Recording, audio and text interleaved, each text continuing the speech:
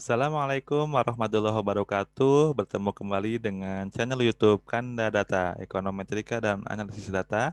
Pada kesempatan ini kita akan membahas mengenai cara perhitungan manual koefisien korelasi rank Spearman tanpa kalkulator ya.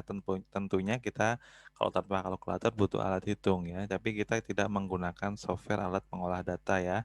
Jadi ini koefisien korelasinya kita hitung menggunakan Excel ya. Untuk menghitung perkalian, pembagian, pertambahan, kita menggunakan bantuan Excel. Keunggulannya apa? Dengan Excel kita bisa meminimalisir kesalahan dalam menghitung. Tentunya ini ada tagline mudah dan tanpa ribet ya. Tentunya mudah dan tanpa ribet. Jadi silakan diikuti step by step-nya untuk perhitungan korelasi rank Spearman. Jadi rank Spearman ini adalah korelasi untuk data-data yang menggunakan skala data ordinal ya. Jadi skala data ordinal, misalkan kita menggunakan skala Likert, kita bisa menggunakan rank Spearman ya. Jadi di sini akan saya berikan contoh kasus yang kita akan hitung. Nah, di sini sudah saya buatkan di Excel.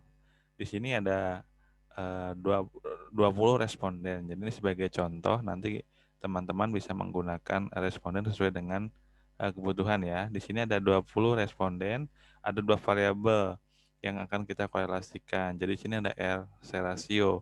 RC ratio ini adalah revenue per cost ya. Jadi ini adalah sebenarnya skala datanya adalah rasio ya. Jadi sebenarnya kalau rasio dengan rasio kita menggunakan Pearson correlation, tapi karena ini bandingannya adalah kompetensi kewirausahaan, ini adalah yang tadinya kualitatif kita kuantifikasi, maka kita menggunakan korelasi rank Spearman.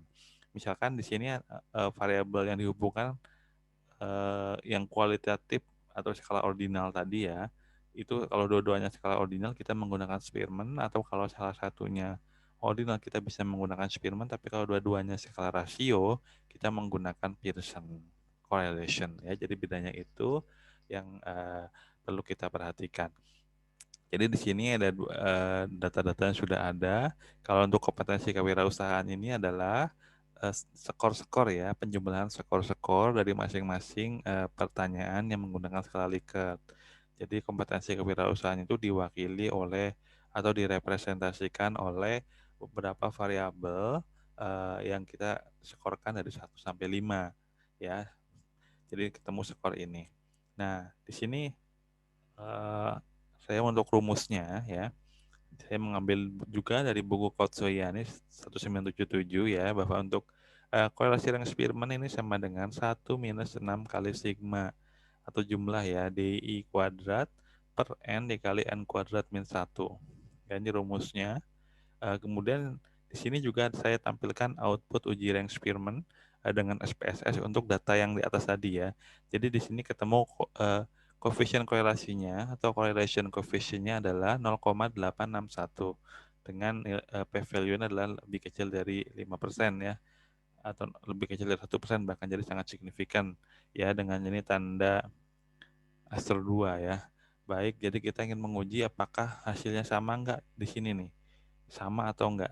Saya sudah buatkan link seperti biasa ya untuk perhitungan manual yang biasa saya lakukan. Ciri khasnya kita membuat stage 1, stage 2, stage 3, stage 4 ya. Jadi menggunakan sampai 4 ya. Baik, di sini untuk mencari nilai D ya, D ini adalah selisih dari ranking ya. Selisih dari ranking dua variabel ya. D itu adalah selisih dari ranking, kemudian N itu adalah jumlah data, atau ini adalah 20 ya, 20 responden. Jadi di sini kita harus merankingkan dulu untuk variabel-variabel yang 1 sampai 20. Untuk kompetensi kewirausahaan juga sama. Jadi ini variabel Y, rank Y, dan rank X. Caranya bagaimana kalau meranking? Jadi di sini saya akan tunjukkan mungkin cara ini berbeda dari yang mungkin teman-teman pernah lakukan. Mungkin teman-teman bisa menggunakan sama dengan rank buka kurung dan seterusnya. Kalau saya sini menggunakan cara yang berbeda. Kita lihat ini sheet hitung manual rank Spearman, saya ke sheet ranks. Ya, di sini ada 20 ya tadi ya. Jadi di sini caranya untuk meranking mudah saja. Kita tinggal blok saja ya. Diblok dulu yang yang paling atas ini ya, identitasnya. Kemudian kita klik di menu data, kemudian di sini ada filter ya. Tekan filter ya. Di filter ini juga pernah saya sampaikan di video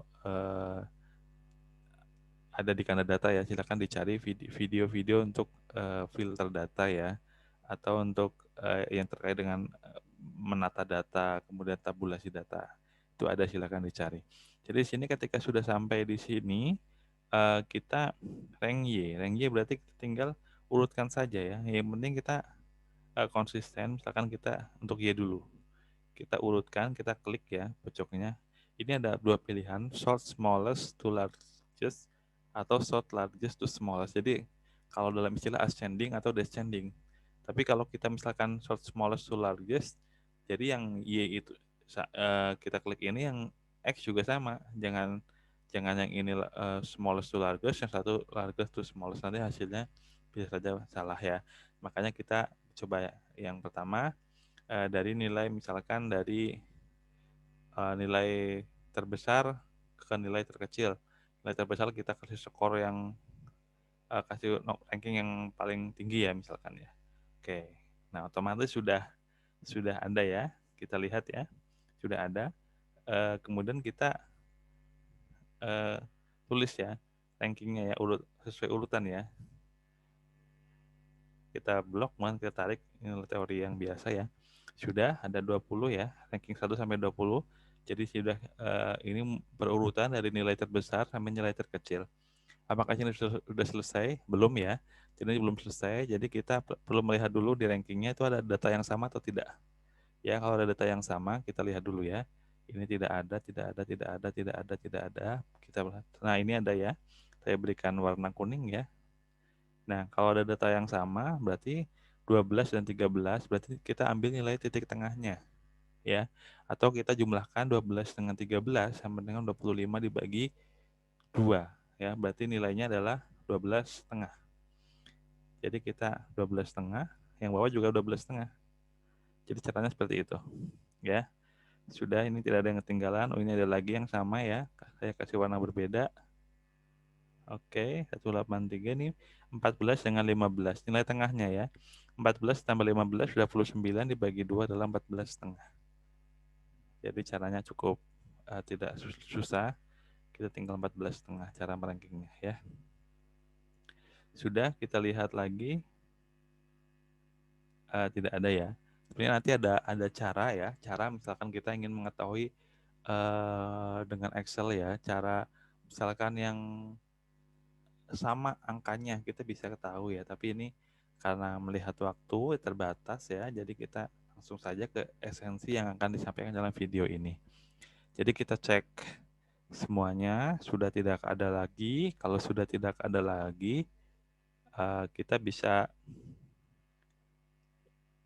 langsung kita balikan lagi ya. Ini balikan lagi yang nomor responden yang sini kan tadi udah terputar-putar ya. Kita balikan lagi menjadi smallest to largest 1 sampai 20. Nah, inilah yang kita copy ya. Kita copy. Oke, setelah copy kita pastekan di yang ini ya. Paste ya. Oke. Kita sudah bisa berhasil meranking yang Y. Selanjutnya kita dengan cara yang sama kita meranking yang X ya. Kalau cara yang sama ya, meranking yang X, kita tadi ingat largest to smallest ya. Kita klik yang ini. Jika sudah selesai, kita bisa urutkan rankingnya X-nya ya. Kita urutkan sampai ke bawah 20 ya. Selanjutnya kita lihat angka-angka yang sama ya. Nah, ini ada angka yang sama. 120 ini adalah yang sama. 119 juga sama ya. Ada lagi enggak ini? Tidak ada ya. Jadi kita lihat, cek yang teliti ya. Sudah tidak ada yang sama lagi ya. Karena kalau kita salah meranking juga nanti outputnya bisa keliru ya hasil akhirnya. Jadi kita ranking ya, nilai tengahnya 6 dengan 7 adalah 6,5 ya. Langsung saja kita 6,5, ini juga 6,5. Nah, sekarang ada muncul pertanyaan, bagaimana kalau ada 3 yang sama? Ya nilai tengahnya ya. 8, 9, 10 nilai tengahnya berapa? 9 kan? Ya, iya nggak? Iya, ya. Nilai tengahnya adalah 9 ya. Artinya kan 8 tambah 9 adalah 17. 17 tambah 10, 27. 27 bagi 3, 9 ya. Jadi ini kita tulisnya 9. Ini juga 9. Nah, ini juga sama ya. Nilai tengahnya 11, 12, 13 ya 12. Langsung saja kita klik 12, tulis 12. Oke, sudah selesai semua. Kalau sudah, kita kembalikan lagi yang nomor responden dari kecil ke besar. Sort smallest to largest. Oke, sudah selesai. Kita blok. Yang rank X kita copy. Kemudian kita pindahkan ke rank X ya. Kemudian kita paste. Oke, sudah selesai. Kita sudah berhasil ya. Kita tinggal mencari nilai DI kuadrat sigmanya ya, jumlahnya ya. Sigma. Oh iya, nanti kalau ada yang bertanya ini dari mana ya? Semata-mata untuk memenuhi rumus ini ya. Rumus ini kita jabarkan di sini ya. Jadi di sini. Jadi kita tinggal selisih saja sama dengan Y kurangi X. Ya. Kemudian ada pertanyaan lagi, boleh nggak kalau ini kan tadi saya D4 kurangi E4 atau Y kurangi X, boleh nggak kalau X kurangi Y? Boleh, karena hasilnya akan sama, karena kita nanti akan kita absolutkan nilainya ya. Kalau sudah, kita bisa tarik saja untuk semuanya. Oke, ini ada yang positif, ada yang negatif ya. Caranya mengabsolutkan, kita tinggal klik sama dengan absolut atau ABS ya. Kita buka kurung, nomornya atau nilainya, tutup kurung, di enter ya. Jadi kita tarik lagi. Oke, jadi di sini kita perhatikan di sini nilainya sama persis dengan yang sebelah kolom F dengan kolom G. Bedanya kalau yang G itu sudah kita absolutkan, artinya sudah tidak ada nilai negatif ya. Jadi seperti itu caranya. Kemudian kita kuadratkan ya, pangkatkan 2. Kuadrat sama dengan DI absolut, nilai DI kita pangkatkan 2 ya, atau kuadrat ya. Kita tekan enter ya. Kemudian setelah itu kita tarik sampai sini. Nah, sini otomatis sudah ada ya, udah saya jumlahkan dari sum, rumusnya sum dari paling atas sampai ke paling bawah. Jadi ketemu 184. Nah, selanjutnya kalau sudah nyampe di situ 184 ya. Kemudian untuk mencari N-nya 20 udah ketahuan. Sebenarnya kita bisa mencari juga dengan count ya, sama dengan count, buka kurung, tinggal kita blok. Kalau angkanya banyak kita nggak mau ini, tinggal count aja, tutup kurung, enter ya. Jadi ada 20 ya nilainya ya. Oke, nah di sini saya linkkan rumusnya. Jadi ini stake 1, jadi 1 saya tulis 1, kemudian 6 saya tulis 6, kemudian sigma DI saya linkkan ya, ini sama dengan H24 yang ini ya. Jadi karena ini sudah ada angkanya, jadi akan muncul 184. N-nya adalah 20, saya linkkan juga dengan yang nilai ini. Kemudian N kuadrat itu adalah P24 pangkat 2, artinya 20 kuadrat 400, ini 1. Sehingga ketemu hasil akhirnya adalah yang ini ya, 0,8617. Kita bandingkan 0,8617, hasil output juga 0,861 ya. Jadi hasilnya adalah kesimpulannya sama ya. Jadi sebetulnya mudah saja kita melakukan analisis korelasi rank Spearman menggunakan perhitungan manual ya. Jika teman-teman ada yang mendapatkan tugas dari dosen untuk menghitung secara manual, caranya seperti ini. Atau ketika teman-teman sudah melakukan analisis tapi ingin menghitung secara manual untuk melengkapi skripsi atau tesis, boleh seperti ini. Tinggal tugasnya bedanya, kalau ini sudah ketemu koefisien, kalau kita manual kita perlu mencari signifikansinya dari tabelnya ya. Kita dengan menggunakan N-nya berapa, nanti ketemunya di tabel rank Spearman ya, ada tabel khusus, nanti hasilnya pasti akan sama ya. Artinya kalau kalau ini kan kita menggunakan p-value lebih kecil dari 5%. Kalau di sini kalau korelasinya nilainya lebih besar dari dari apa yang di tabel, itu artinya signifikan ya. Jadi seperti itu kesimpulannya. Ya demikian cara perhitungan manual untuk nilai koefisien korelasi rank Spearman. Semoga bermanfaat. Jangan lupa klik subscribe dan aktifkan gambar loncengnya ya, supaya teman-teman tidak ketinggalan video-video terbaru dari Kanadata. Jika ada saran, pertanyaan, kritik, atau yang lainnya, silakan tinggalkan di komentar di bawah. Ya demikian, jangan lupa like, share, comment, and share untuk memberikan kesempatan pada teman-teman lain yang butuh informasi ini. Demikian yang dapat saya sampaikan, kurang lebihnya mohon maaf. Pamit dulu. Assalamualaikum warahmatullahi wabarakatuh.